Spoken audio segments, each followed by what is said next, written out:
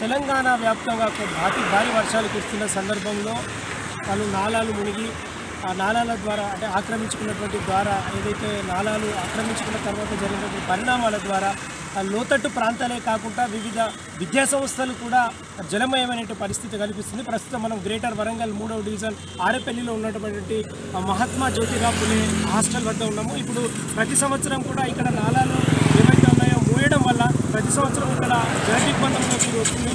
ఆ తాత్కాలికంగా అధికారులు ఎవరైతే ఉంటారో ఇంకా ప్రస్తుతం ఉన్నటువంటి నాయకులు ఎవరైతే ఉంటారో తాత్కాలికంగా వారిని మరమ్మతులు చేసి ఆ వర్షాకాలం అయిపోయిన వరుక్షణమే వాటిని మర్చిపోతుంటారు. ఆ యొక్క రిజల్ట్ మనం చూస్తూ ఉంటామంటే ఇప్పుడు ప్రస్తుతం చూసుకుంటే దాదాపుగా ఈ యొక్క హాస్టల్లో 900 నుండి 1000 మంది పిల్లలు ఉండేటువంటి పరిస్థితి ఉంది. వాళ్ళందరూ కూడా జల దిగ్బంధంలో ఉన్నారు. ఇప్పుడు ప్రస్తుతం మనం లోపలికి వెళ్ళే ప్రయత్నం చేద్దాం. మహాత్మా జ్యోతిరావు పులే హాస్టల్లో దాదాపుగా 700 నుండి 800 మంది పిల్లలు ఉండేటువంటి అవకాశం ఉన్నటువంటి కెపాసిటీ ఉన్నటువంటి ఈ యొక్క హాస్టల్లో ప్రతి సంవత్సరం కూడా జలమయం అవుతుంది. ఈ యొక్క జలమయం అయినప్పుడు గత ప్రభుత్వంకి ఎన్నిసార్లు మేము ఫిర్యాదులు అందజేసినా కూడా ఆ తూతు మంత్రంగా ఆ 2 రోజులు మాత్రమే స్పందించినటువంటి నాయకులు కానీ లేకపోతే అధికారులు కానీ తర్వాత మళ్ళీ కలవలేదు. ఆ తర్వాత ఇప్పుడు మేము వచ్చినట్టు అధికారంలో ఉన్నటువంటి ప్రభుత్వం మనం దీనిపైన ప్రత్యేకమైనటువంటి శ్రద్ధ వహిస్తూ ప్రస్తుతం ఇక్కడికి వచ్చినటువంటి ఈ యొక్క నియోజకవర్గ ఎమ్మెల్యే కానీ స్థానిక సంబంధిత శాఖ అధికారులను పిలుస్తున్నామని ఇక్కడ ఉన్నటువంటి కొంతమంది నాయకులు చెప్తున్నారు. సార్ చెప్పండి, ఇక్కడ పరిస్థితి ఏంటి? ఇక్కడ చాలా బాధాకరమైన పరిస్థితి. మన ఎమ్మెల్యే గారి ఆదేశానుసారం విలేజ్లలో మీరు విజిట్ చేయగానే బుద్ధబుద్ధన గారి ఆధ్వర్యంలో మీరు తిరగడం జరుగుతుంది. ఇంతకుముందు 3వ డివిజన్ ఆరేపల్లి గ్రామంలో కూడా ఎక్కడైతే లోతట్టు ప్రాంతాలకు వాటర్ చేరి ఇబ్బంది ఉన్నదో అక్కడ మొత్తం తొలగించాము. ఇప్పుడు అదేవిధంగా ఓరుగల్ స్కూల్లోకి వచ్చాము. ఇక్కడ చాలా పరిస్థితి చాలా దారుణంగా ఉంది. దీన్ని కూడా ఎమ్మెల్యే గారి దృష్టికి పెద్దన గారు తీసుకుపోవడం జరిగింది. ఇమీడియట్లీ యాక్షన్ భాగంగా సీఐ గారు వస్తున్నారు, సంబంధించిన అధికారులు కూడా వచ్చి దీన్ని తొలగించామని చెప్పేసి ఇమీడియట్లీ యాక్షన్ తీసుకుంటూ ఇదంతా దీనికి అంతటి కారణం ఇంతకుముందు పెద్దన గారు చెప్పినట్టు గత ప్రభుత్వ నిర్లక్ష్యం వల్ల ఇదంతా జరిగింది. ఇది చాలా బాధాకరం. చాలా చిన్నపిల్లలు ఉన్నారు, వాళ్ళకు ఈ సీజనల్ డిసీజ్ వస్తాయి. ఇది చాలా ఇబ్బందికరమైన విషయం కాబట్టి ఖచ్చితంగా దీనికి తక్షణమే చర్య తీసుకుంటాం. చర్య తీసుకునే దాకా మీ ఇక్కడి నుంచి కలలేదు అని చెప్పేసి ఖరాఖండిగా చెప్పడం జరుగుతుంది. అంటే ఇప్పుడు మొత్తానికి నాలాలు ఏవైతే ఉన్నాయో ఆ నాలాలు మూసుకుపోవడం వల్లనే ఈ యొక్క దుష్పరిణామం ఏర్పడింది. గత ప్రభుత్వానికి ఎన్నిసార్లు విన్నవించుకున్నా కూడా ఈ యొక్క హాస్టల్ పైన కానీ లేకపోతే లోతట్టు ప్రాంతాలు ఏవైతే ఉన్నాయో వాళ్ళన్నిటిపైన శ్రద్ధ వహించలేదు కాబట్టే ఈ యొక్క పరిస్థితి ఏర్పడిందని చెప్పేసి ఇక్కడ మనకు చెప్తున్నారు. ఇక్కడికి వచ్చినటువంటి పేరెంట్స్ కూడా అంటే తమ పిల్లలను ఈ యొక్క హాస్టల్లో ఎంతో మంచిగా ఉంటారు పిల్లలు అని చెప్పేసి మేము అనుకుని వచ్చినాం. కానీ ఇక్కడికి వచ్చిన తర్వాత పరిస్థితి వేరే విధంగా ఉంది. సార్ అంటే ఇక్కడ ఉన్నటువంటి ప్రిన్సిపల్ మాత్రం ఎన్ని విధాలుగా ప్రయత్నం చేసినా కూడా నాయకులు కానీ అధికారులు కానీ పట్టించుకోవట్లేదు. వారిని ఎవరైతే మా పిల్లలు ఉన్నారో వారికి పూర్తి సెక్యూరిటీగా ఎంతైతే ఇప్పుడు ప్రస్తుతం సెక్యూరిటీ కల్పిస్తున్నారో వర్షాకాలంలో కూడా అంతే సెక్యూరిటీ కల్పించాలని కోరుకుంటున్నారు. మహాత్మా జ్యోతిరావు పులే హాస్టల్లో దాదాపుగా సౌకర్యాలకు ఏ విధమైనటువంటి కొదవలేదు అని చెబుతూనే ప్రతి సంవత్సరం వర్షాకాలం వచ్చినప్పుడు మాత్రం ఖచ్చితంగా మాకు 2-3 రోజులు మాత్రం ఈ విధమైనటువంటి పరిస్థితి ఏర్పడుతుందని చెప్పేసి ఇక్కడ చదువుకున్నటువంటి విద్యార్థులు ఉన్నారు. వారిని అడిగి తెలుసుకుందాం. అమ్మ చెప్పండి అమ్మా, ఇక్కడ ప్రతి సంవత్సరం అంటే ఇక్కడ ఫెసిలిటీస్ ఎలా ఉన్నాయి? ప్రతి సంవత్సరం మీకు ఏం జరుగుతుంది? ఫెసిలిటీస్ చాలా బాగున్నాయండి. మా ప్రిన్సిపల్ సార్ మమ్మల్ని చాలా బాగా చూసుకుంటున్నారు. కాకపోతే ఒక 1 ఇయర్ మేము సఫర్ అవుతున్నాం. ప్రతి ఇయర్ వర్షం వస్తూనే ఉంది. ఇది ఒక్కటి పర్మనెంట్ సొల్యూషన్ కావాలి. మిగతాన్ని బాగానే మాకు ఫెసిలిటీస్ ఇట్లా టీచర్స్ ప్రతి సంవత్సరం కూడా ఈ యొక్క పరిస్థితి వస్తుంది కదా, ఎవరైనా వచ్చి ఏమని చెప్తున్నారా? అఫీషియల్స్ వాళ్ళు వస్తున్నారు, బట్ రిజల్ట్ ఏమి ఉండలేదు. 2-3 డేసే ఉంటుంది రిజల్ట్.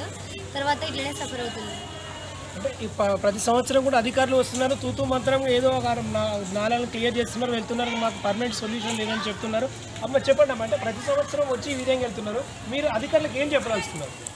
మాకు దీనివల్ల పర్మనెంట్ సొల్యూషన్ కావాలని అంటున్నారు. ప్రతి ఇయర్ సఫర్ అవుతుంది. అంటే ఇక్కడ ప్రతి సంవత్సరం కూడా మాకు ఇదే సందర్భం వస్తున్నప్పుడు అంటే వర్షాకాలం వచ్చినప్పుడు మేము బిక్కుబిక్కుమంటూ అంటే దీంట్లో ఉండి మేము అబ్జర్వ్ చేసుకోవాలి.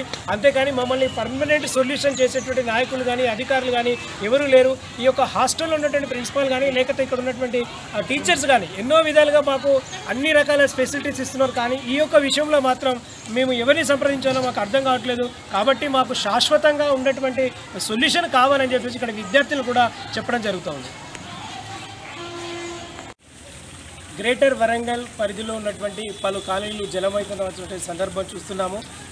నిన్నటి నుండి ఎడతెరిపిగా కూర్చున్నటువంటి ఈ యొక్క వర్షానికి పలు లోతట్టు కాలనీలే కాకుండా విద్యా సంస్థలు కూడా జలమయమైనటువంటి పరిస్థితి మనం చూస్తున్నాము. ఇప్పుడు ప్రస్తుతం మనం గ్రేటర్ వరంగల్ 3వ డివిజన్ ఆరేపల్లిలో ఉన్నటువంటి మహాత్మా జ్యోతిరావు పూలే హాస్టల్ వద్ద ఉన్నాము.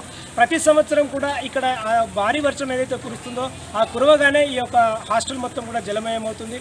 అప్పుడున్నటువంటి నాయకులు కానీ అప్పుడున్నటువంటి అధికారులు కానీ ఏం చేస్తుంటారంటే తాత్కాలికంగా ఏదో ఒక రోజు 2 రోజులు మాత్రమే దీనిపైన కాన్సన్ట్రేషన్ చేసి ఆ వాటర్ను తెలియడం, తర్వాత ఈ యొక్క విషయాన్ని మర్చిపోవడం జరుగుతుంది. అలా కాదు మేము సైతం అని చెప్పేసి ఇప్పుడు మన ఆరేపల్లి గ్రామం నుండి అలాగే ఇక్కడ ఉన్నటువంటి ప్రిన్సిపల్ గారిని వాళ్ళ విషయాలు అడుగునేటువంటి ప్రయత్నం చేద్దాం.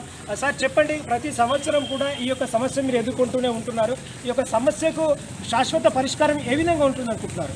Good afternoon sir. ఇది మా దగ్గర 700 స్టూడెంట్స్ ఉన్నారు సార్. ఇది 5 years నుంచి రెంటెడ్ బిల్డింగ్లో నడుస్తుంది. ఈ ప్రతి సంవత్సరం వర్షాకాలం సీజన్లో ఈ వాటర్ స్టోరేజ్ అవ్వడం వల్ల పిల్లలకి ఇబ్బంది పడుతున్నారు సార్. ఇది పోవడానికి మీ ప్రయత్నంగా మాకు హెల్ప్ చేసినందుకు సంతోషం సార్. ఈ వాటర్ పోయే ప్రయత్నం చెప్పింది సార్. అంటే ఖచ్చితంగా వెళ్ళేటువంటి ప్రయత్నం మాత్రం అధికారులు దీనిపైన కాన్సన్ట్రేట్ చేస్తే ఖచ్చితంగా మా యొక్క శాశ్వతంగా పరిష్కారం దొరుకుతుందని చెప్తున్నారు. అదేవిధంగా ఇక్కడ ఉన్నటువంటి ప్రముఖ నాయకులను అడిగి తెలుసుకున్నాం. సార్ చెప్పండి, ఈ యొక్క పరిస్థితికి కారణం ఏమనుకుంటారు? గత ప్రభుత్వం నిర్లక్ష్యంతోనే ఇదంతా జరిగింది.